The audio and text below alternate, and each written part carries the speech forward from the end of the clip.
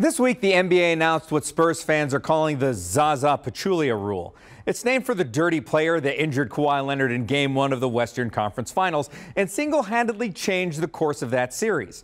The rule states that NBA referees will be able to call flagrant or technical fouls on defenders who dangerously close on jump shooters without allowing space to land. That sounds good and all, but there are two major problems with this rule. One, referees could already do this. All technical fouls are already at the discretion of referees. Anytime a player tries to injure another, the referees can look at a replay and issue a tech or flagrant regardless of the offending player's intent. And two, this rule does nothing to dissuade players like Zaza from taking out the competition for the team's benefit. Let's just say that this rule was in place last year.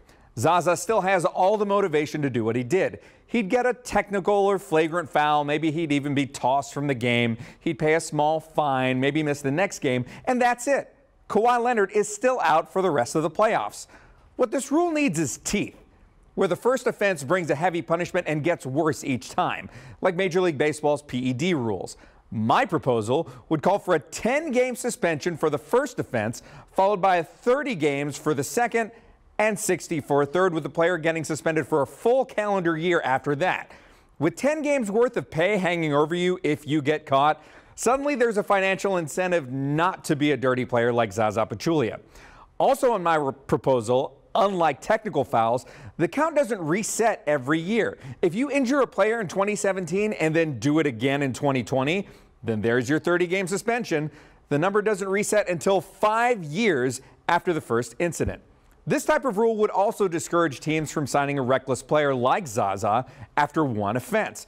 With a possible 30-game suspension looming over that player after one violation, a team might not want to take the risk of signing a guy who could miss half the season and possibly the playoffs by doing something stupid.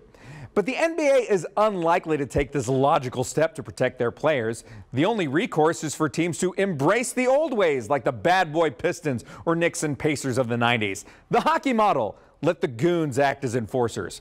So if this year Zaza tries to undercut Kawhi again, Davis Bertans can check in and punch out Zaza, or try to take out Steph Curry or Kevin Durant.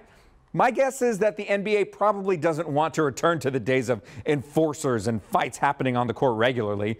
So I would suggest that they take a serious look at making the Zaza rule a lot harsher. So what do you think? Does the Zaza rule go far enough? Should it be harsher? Should the NBA bring back goons? Let me know in the comments, and don't forget to like me on Facebook at facebook.com/playmakerjavi and follow me on Twitter at JaviPerezCans5. I'm Javi Perez, and I'll see you next time.